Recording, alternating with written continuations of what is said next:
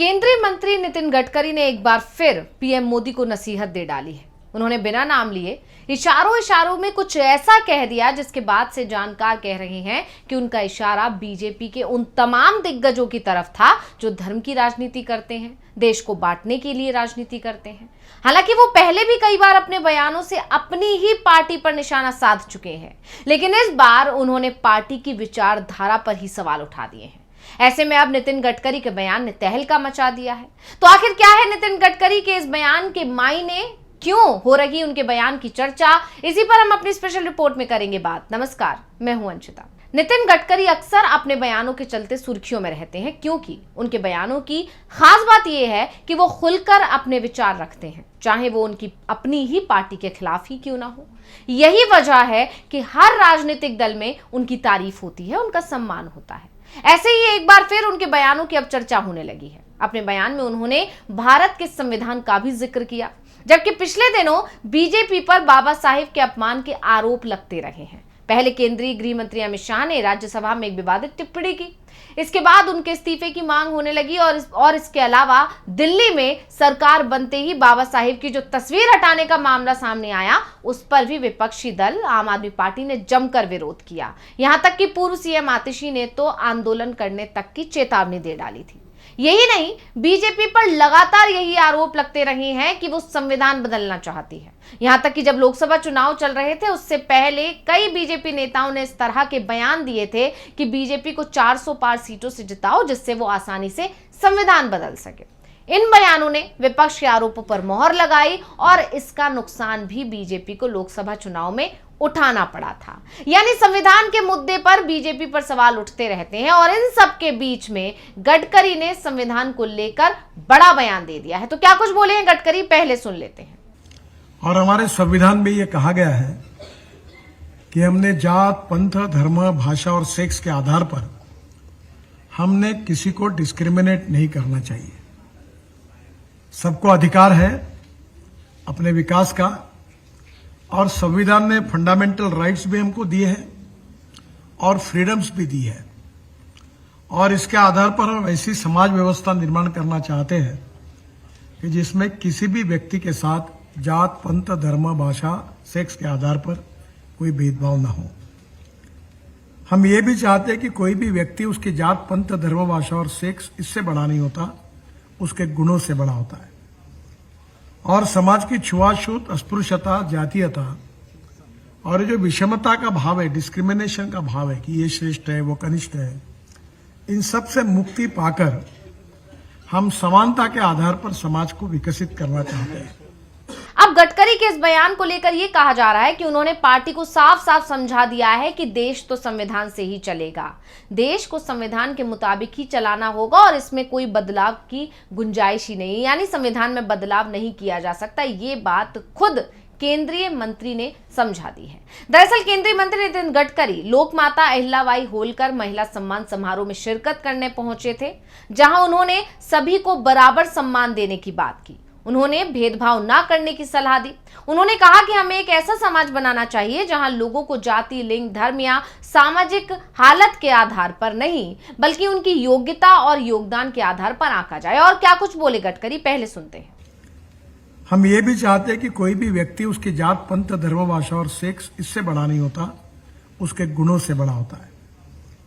और समाज की छुआछूत, अस्पृश्यता, जातीयता और जो विषमता का भाव है, डिस्क्रिमिनेशन का भाव है कि ये श्रेष्ठ है, वो कनिष्ठ है, इन सब से मुक्ति पाकर हम समानता के आधार पर समाज को विकसित करना चाहते हैं।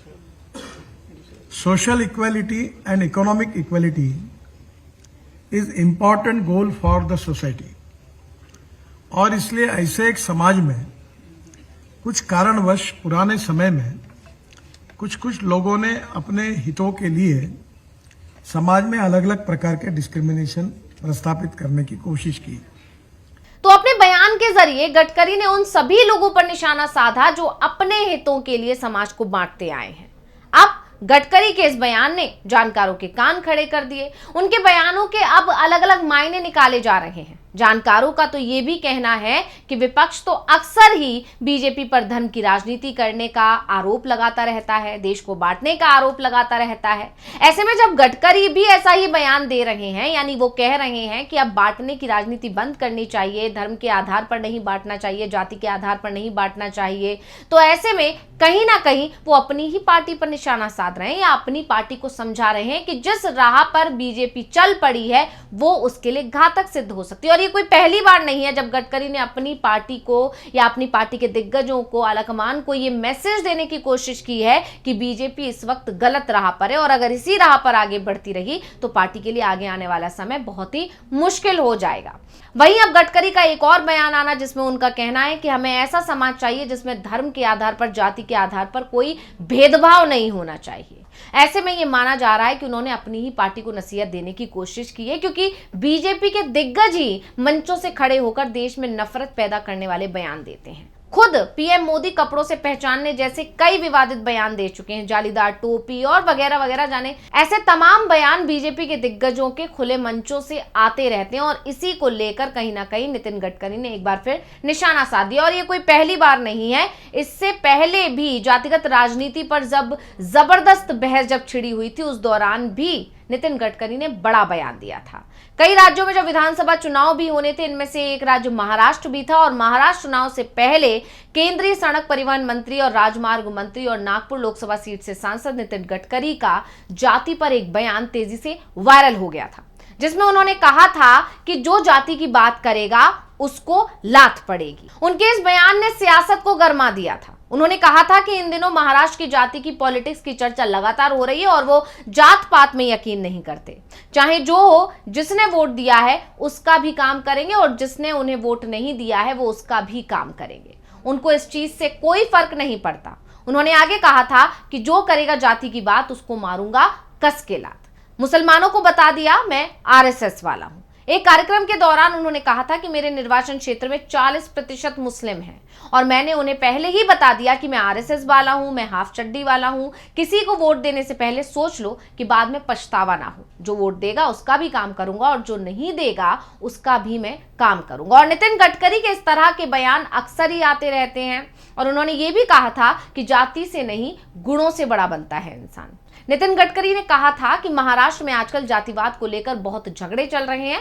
मैंने भी देवेंद्र जी को बोला कि इस विवाद पर हम लोगों को अड़चने आएंगी। मैंने फिर ठान लिया कि जातिवाद नहीं मानूंगा। कोई भी इंसान अपनी जाति से नहीं बल्कि गुणों से बड़ा बनता है। इस समाज जातिवाद, छुआछूत खत्म हो जानी चाहिए। और मेरे इलाके में 22 लाख मतदाता हैं, 40% मुस्लिम हैं और दलित हैं। एक ऐसा इलाका जहां से हमेशा कांग्रेस को चुनकर आना चाहिए। यानी साफ है कि हमेशा से नितिन गडकरी अपने बयानों के जरिए से ये मैसेज देते रहे हैं कि वो धर्म की राजनीति या जाति की राजनीति में विश्वास नहीं रखते और जब वो इस तरह के बयान देते हैं तो कहीं ना कहीं इसके मायने यही निकाले जाते हैं कि वो अपनी पार्टी को नसीहत देने की कोशिश कर रहे हैं कि इस तरह की राजनीति पर ब्रेक लगा देना चाहिए। अब नितिन गडकरी ने एक बार फिर ऐसा ही बयान दे दिया है। अब देखना होगा कि नितिन गडकरी का जो ये बयान है इसके असर क्या होता है, इसकी प्रतिक्रिया क्या आती है, विपक्ष इस पर क्या प्रतिक्रिया देता है और नितिन गडकरी जिस तरह से बार बार अपनी पार्टी को समझाने की कोशिश कर रहे हैं, क्या बीजेपी इस राह पर चल पाएगी